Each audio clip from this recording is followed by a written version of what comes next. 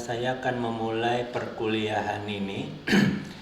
Ini kemarin slide-nya sudah saya berikan di LMS, tapi slide yang ini ada sedikit penambahan, tapi penambahannya tidak mengurangi arti dari slide sebelumnya, hanya penambahan detail contoh saja.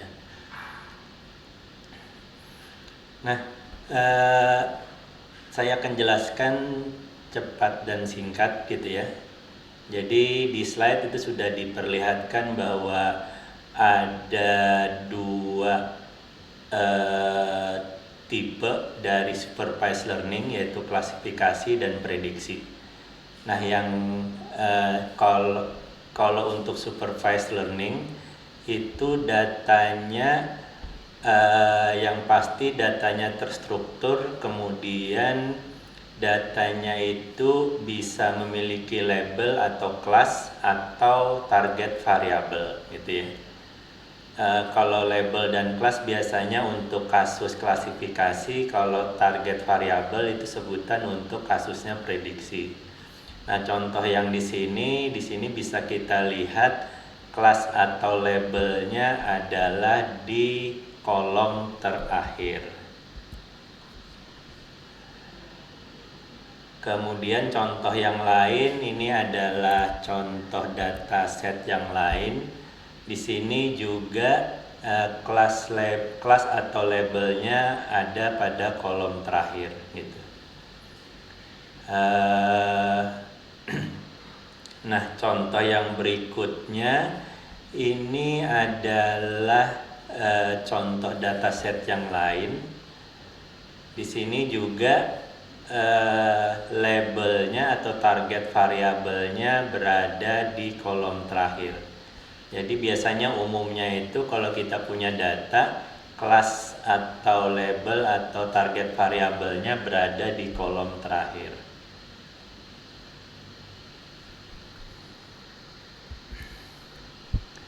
Nah, jadi bisa kita simpulkan gitu ya. Tapi yang ini contoh terakhir ini adalah contoh target variabel gitu ya. Jadi untuk kasus prediksi. Nah, jadi bisa kita simpulkan kalau di supervised learning itu yang pasti klasifikasi ataupun prediksi, data yang bisa diproses oleh keduanya itu adalah data terstruktur. Kemudian istilahnya kalau diklasifikasi kelas atau label gitu ya. Jadi kolom yang akan kita jadikan acuan itu kelas atau label namanya gitu ya. Kalau diprediksi itu target variabel. Kemudian kalau diklasifikasi, nilai dari kolom kelas atau label itu biasanya kategori gitu ya. Kategori itu bisa contohnya pria, wanita gitu ya, tapi tidak menutup kemungkinan kategori itu angka juga, jadi 1, 2, 3 gitu ya, bisa seperti itu. Kemudian kalau diprediksi, target variabelnya itu biasanya nilai hasil perhitungan, jadi pasti angka. Angkanya bisa angka bilangan bulat ataupun bilangan pecahan gitu. Nah, kemudian kita akan bahas sekarang yang klasifikasi saja. Jadi tadi klasifikasi kita punya data terstruktur, ada kelas atau label. Kelas atau label itu nilainya kategori gitu ya. Kemudian untuk klasifikasi itu ada dua tipe. Yang pertama itu klasifikasi dua kategori. Biasanya disebut klasifikasi dua kelas atau binary classification. Kemudian ada juga klasifikasi yang jumlah kategorinya atau kelasnya itu lebih dari 2. Nah, kalau itu disebutnya multi-class classification. Kenapa perlu dibedakan gitu ya? Karena nanti pada saat perhitungan kinerjanya itu agak ada perbedaan gitu ya. Dari segi pemrogramannya sampai menghitung prediksi dan menghitung kinerja, fungsinya mungkin sama, tapi keluarannya dari kinerja nanti ada perbedaan. Jadi ada beda pada saat kita membaca hasil keluaran kinerjanya. Nah, untuk klasifikasi sendiri itu paling tidak ada 4 gitu ya, ada 4 proses utama. Yang pertama itu adalah membagi data, itu proses pertama. Jadi kalau kita punya dataset nanti harus dibagi dulu jadi dibagi 2, data training dan data testing. Umumnya data training lebih banyak daripada data testing gitu ya. Jadi kita itu intinya kalau ingin belajar, kalau kita ingin bisa memprediksi dengan bagus, harusnya kita harus belajar dengan banyak data gitu ya. Maka nanti hasil prediksi kita akan bagus atau hasil klasifikasi kita akan bagus. Kemudian tahap yang kedua adalah melakukan training data, training model klasifikasi dengan menggunakan algoritma klasifikasi yang kita ingin tentukan gitu ya, yang ingin kita pakai. Kemudian input pada training model klasifikasi ini adalah data training gitu. Kemudian outputnya adalah model klasifikasi. Nah, kemudian yang ketiga adalah kita melakukan prediksi. Pada saat kita melakukan prediksi, kita menggunakan model klasifikasi yang telah dilatih. Inputannya adalah data testing gitu. Nah, setelah kita dapat prediksinya, prediksi labelnya gitu ya, atau klasifikasi labelnya hasil dari model tadi, maka kita bandingkan dengan label dari data testing atau label yang sebenarnya gitu ya. Jadi ada label hasil prediksi, ada label dari data testing atau data sebenarnya. Nah, kemudian baru kita bisa menghitung kinerjanya. Nah, pada saat kita melakukan prediksi atau melakukan klasifikasi dengan menggunakan model yang telah dilatih itu, pada saat di data testing itu kita tidak mengikut sertakan labelnya. Nah, jadi kalau kita lihat satu persatu, jadi pertama adalah membagi data. Jadi dataset tadi harus dibagi 2. Jadi untuk keperluan training dan testing, inputnya adalah seluruh dataset. Nanti outputnya adalah data training atau trend set dan data testing atau test set gitu. Kemudian yang kedua adalah training model klasifikasi. Inputnya adalah data training, kemudian kita menggunakan algoritma klasifikasi, kemudian outputnya model klasifikasi. Kemudian kita melakukan prediksi, inputnya adalah data testing tanpa label dengan menggunakan model klasifikasi yang sudah dilatih, outputnya adalah hasil prediksi gitu ya. Ini agak jangan bingung apakah ini melakukan prediksi atau klasifikasi gitu ya. Maksudnya itu kita memprediksi kelas gitu ya. Kemudian yang terakhir adalah menghitung kinerja klasifikasi. Inputnya itu adalah daftar label dari data testing dan prediksi kelas label hasil dari model klasifikasi yang telah dilatih. Nah, outputnya nanti kinerja klasifikasi. Nah, umumnya kinerja klasifikasi yang umum digunakan itu adalah akurasi. Nah, kemudian maksudnya menghitung kinerja itu seperti apa? Itu sama saja kalau kalian ujian gitu ya. Jadi kalian itu diberikan 10 soal, saya kan punya jawabannya. Kemudian kalian nanti akan memprediksi, ibaratnya ya, memprediksi jawabannya. Kemudian kalian sudah memprediksi seluruh jawaban, nanti saya bandingkan dengan jawaban saya.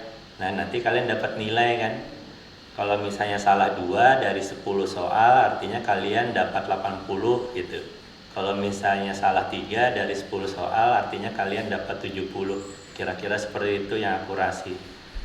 Selain akurasi, ada lagi nama kinerja klasifikasi yang lain seperti sensitivity, specificity, precision atau recall. Itu mirip juga dengan nama lain dari sensitivity gitu ya. Kemudian ada F-score, kemudian ada MCC. Kemudian untuk kasus klasifikasi dengan data tidak seimbang, klasifikasi 2 kelas gitu ya, itu umumnya menggunakan AUC ROC gitu. Nah, nanti kita akan bahas sampai situ. Nah, yang paling penting itu adalah membagi data dulu gitu ya.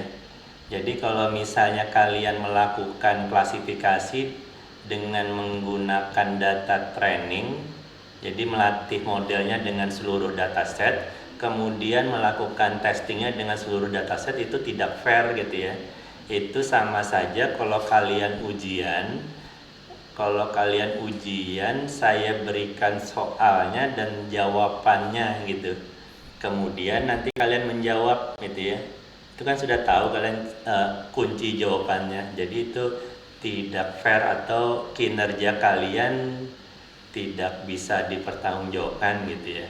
Jadi sama seperti kalau kita melakukan klasifikasi. Jadi kalau kita melakukan klasifikasi dengan menggunakan seluruh dataset, kemudian testingnya dengan seluruh dataset juga, maka itu tidak akan menunjukkan model klasifikasi kita itu bagus atau tidak gitu ya.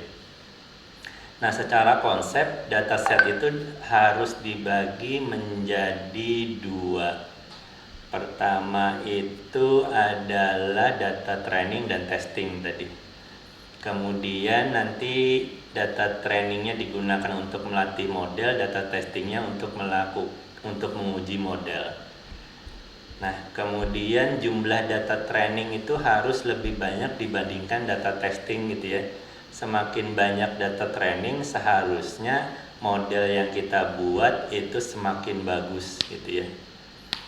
Walaupun memang belum tentu seperti itu, tapi secara logika kalau kita belajar dengan data yang makin banyak, artinya kita makin banyak informasi yang kita ketahui gitu ya. Sama saja mungkin pada saat kalian SD dibandingkan kalian sekolah sekarang, pasti lebih pintar kalian sekarang kan ya, karena kalian sudah mencerna banyak data dan informasi gitu dibandingkan pada saat SD. Nah, kira-kira seperti itu.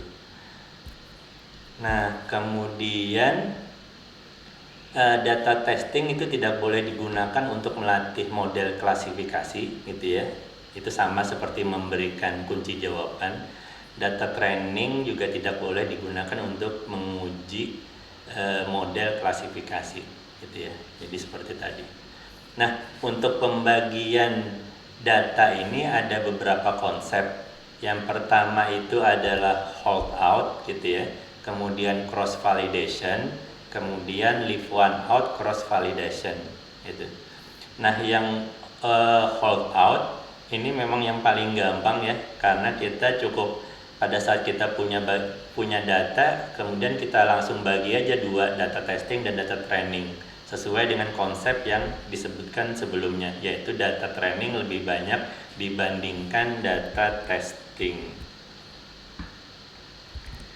Nah, di sini untuk holdout, jadi kita membagi sebuah data training dan testing saja, artinya sekali saja ya. Jadi kita sudah misalnya punya data 100, kemudian kita tinggal bagi 2 saja. Contohnya komposisi yang umum itu 80% data training, 20% data testing. Atau 90% data training, 10% data testing. Jadi di sini selalu lebih banyak data training. Kemudian pembagiannya cuma sekali gitu ya. Jadi kalau misalnya di contohnya, misalnya kita punya kasusnya misalnya dua klasifikasi 2 kelas atau binary classification. Misalnya kita punya 100 data kita ada di dalam data ada 100 fakta gitu ya. Jadi ada 50 yang positif dan 50 yang negatif. Maka cara pembagiannya kalau misalnya 80 data training dan 20 data testing, artinya yang positif kita ambil 80% gitu ya. Yang negatif kita ambil 80% juga untuk data training. Jadi di sini kita punya 40 positif dan 40 negatif. Nah, itu jadi data training. Kemudian untuk testingnya kita ambil 20 yang positif, kemudian 20 yang negatif. Nah, itu data testingnya. Nah, kenapa caranya seperti ini? Agar kita tetap mempertahankan rasio antara kelas gitu ya. Jadi jangan kita random. Jadi jangan sampai misalnya ambil 50, misalnya harusnya jadi kalau ngambil 80 artinya kita ngambil 80 fakta ya. Jadi 50 yang positif, 30 yang negatif gitu ya. Jadi yang positif kita ambil seluruhnya, kemudian yang negatif kita ambil 30 saja. Kalau dijumlahkan kan tetap 80 tuh atau 80%-nya gitu ya. Tapi nanti di testing itu tidak ada data yang diprediksi untuk positifnya. Nah, itu juga tidak bagus ya. Jadi makanya cara pembagiannya seperti ini. Jadi kalau kita punya 2 kelas, ambil 80 per kelas, 80% per kelas, 20% per kelas berikutnya gitu ya. Nanti kita jadikan data testing dan training. Nah, kalau misalnya kita punya datanya 150 gitu ya. Jadi punya data isinya 150 fakta. Kalau kita ingin bagi jadi 90 data training, 10% data testing, maka kita lakukan perhitungan seperti ini. Jadi kita ambil 90% yang positif, 90 yang negatif. Sisanya nanti kita jadikan data testing gitu. Nah, kalau misalnya kasusnya multi-class, misalnya kita punya 150 fakta, kemudian setiap kelasnya ada 50, maka kita membaginya kalau misalnya 90 10 gitu ya. Maka kita baginya seperti ini. Jadi setiap kelasnya kita ambil 90 dulu, sisa sebagai data training, sisanya kita jadikan data testing gitu. Nah, kemudian untuk yang hold out, setelah kita bagi data, karena kita bagi datanya cuma sekali saja, nanti kita masuk data trainingnya, kita masukkan ke algoritma klasifikasi, keluarannya model klasifikasi, data testingnya nanti kita masukkan ke model, kita dapat prediksinya. Nah, prediksinya kita masukkan ke misalnya kita punya tabel gitu ya, ada 2 kolom. Kolom prediksi nanti akan menyimpan hasil prediksi, kolom label ini akan menyimpan label dari data tes gitu ya, data testing. Nah, setelah itu jadi data labelnya masuk ke sini. Kemudian baru kita hitung kinerja model klasifikasinya. Jadi kita cek gitu ya, hasil prediksinya benar enggak gitu ya, kita hitung sampai selesai gitu. Nah, kelemahannya kalau kita pakai ini, algoritma klasifikasinya kemungkinan kurang teruji gitu ya, karena hanya dilakukan sekali pengujian saja. Kemudian kita juga punya resiko ya. Jadi kalau misalnya data trainingnya ini datanya itu jelek gitu ya, jadi belum tentu data itu selalu bagus gitu ya. Ada juga data itu tidak bagus untuk di training. Kalau misalnya datanya tidak bagus untuk di training, maka nanti hasil prediksinya otomatis akan tidak bagus juga gitu ya. Jadi begitu juga sebaliknya. Jadi data trainingnya bagus, tapi data testingnya tidak bagus, itu juga akan menghasilkan prediksi yang tidak kita harapkan. Nah, kemudian kita lihat di sini hanya sebagian data saja yang di training, sisanya di testing gitu ya. Kita inginnya kalau bisa seluruh data itu dapat kebagi kebagian peran untuk di testing dan di training gitu ya. Nah, untuk mengurangi kelemahan ini maka digunakanlah cara lain, K-fold cross validation. K-nya itu adalah jumlahnya gitu ya, jumlah pembagian datanya. Jadi di sini nanti kita akan membagi data sejumlah K kelompok. Kemudian kita membuat dan menguji model klasifikasi sebanyak K kali gitu ya. Jadi kalau misalnya K-nya itu 5, maka kita akan membaginya menjadi 5 kelompok. Karena kita membaginya 5 kelompok, otomatis nanti kita akan melakukan pembuatan model dan menguji model sebanyak 5 kali juga gitu. Nah, bagaimana cara pembagiannya dan bagaimana nanti cara dia jadi data training dan testing. Jadi seperti ini. Jadi misalnya K-nya itu ada 5. Kemudian nanti kita bagi jadi 5. Jadi kita lihat di sini yang biru ada kelompok 1 sampai 5. Nah, sini 1 sampai 5. Kemudian nanti ada 5 iterasi, artinya ada 5 iterasi untuk melakukan pembuatan pelatihan model klasifikasi dan melakukan prediksinya. Nah, jadi kita ambil kelompok yang pertama, iterasi pertama itu kelompok pertama jadi data testing gitu ya. Jadi yang oranye itu data testing, kemudian sisanya itu menjadi data training gitu ya, karena data training itu selalu lebih banyak dibanding data testing. Kemudian nanti pada iterasi kedua, kelompok yang kedua dapat giliran jadi data testing, sisanya jadi data training. Kemudian iterasi berikutnya, iterasi ketiga, kelompok yang ketiga nanti jadi data testing, sisanya jadi data training.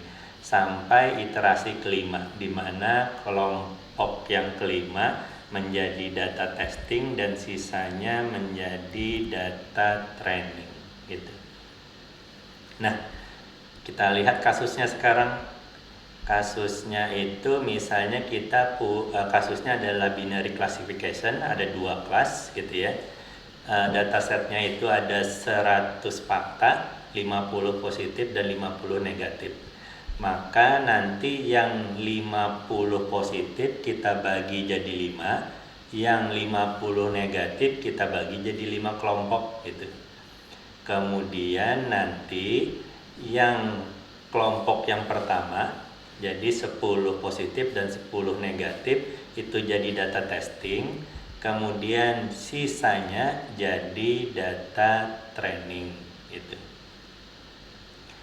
Nah, kemudian berikutnya yang ini iterasi kedua, nanti kalian lihat di situ kelompok yang kedua jadi testing gitu ya, yang sisanya jadi training. Kemudian iterasi ketiga dilihat lagi, kelompok yang ketiga jadi testing, sisanya jadi training. Kemudian iterasi keempat bisa dilihat di situ, yang kelompok keempat jadi testing, sisanya jadi training, dan seterusnya. Nah, kemudian nanti setelah kita klasifikasikan, maka kita akan melakukan 5 kali melatih model dan 5 kali melakukan prediksi gitu ya. Jadi iterasi pertama nanti kita akan mengambil data kelompok yang pertama sebagai testing, sisanya jadi training gitu ya. Nah, nanti pada iterasi pertama nanti kita akan setelah kita melakukan pembuatan model kemudian melakukan prediksi, kita punya hasil prediksinya dan label untuk dari data testingnya. Nah, di sini kita dapat tabel 1 ya untuk iterasi pertama. Kemudian nanti kita melakukan iterasi kedua, kita dapat lagi nanti tabelnya setelah diprediksi. Kemudian kita melakukan lagi iterasi ketiga, dapat lagi tabelnya. Nah, kemudian itu selalu kita simpan ya dan kita gabungkan gitu. Nah, jadi nanti kita lakukan lagi iterasi keempat dan kelima. Setelah itu kita dapat tabel tadi, kita gabungkan seluruhnya, baru kita hitung kinerja klasifikasinya gitu ya. Jadi jangan menghitung kinerja klasifikasinya per iterasi. Jadi lakukan saja prediksinya sampai selesai, dikumpulkan hasil prediksinya, baru lakukan perhitungan kinerja model klasifikasi gitu. Ini yang untuk k-fold cross validation. Kemudian yang berikutnya adalah leave one out cross validation. Sama seperti k-fold cross validation, tapi untuk pembagian datanya itu sejumlah fakta yang ada gitu ya. Jadi pada kasus LOCV kita akan menjadikan satu fakta sebagai data testing, sisanya jadi data training gitu. Nah itu. Jadi mirip seperti k-fold cross validation. Bedanya kalau k-fold cross validation dibagi dulu berdasarkan K-nya. Kalau ini dibagi berdasarkan jumlah datanya. Jadi satu data testing, sisanya data training. Kalau misalnya kita punya 100 fakta di dalam data, maka nanti satu fakta akan jadi data testing, 99 fakta akan jadi data training gitu ya. Nah, karena kita punya 100 fakta, artinya nanti kita akan melakukan iterasi 1 sampai 100. Jadi kita akan melakukan pembuatan pelatihan model dan prediksi itu sebanyak 100 kali.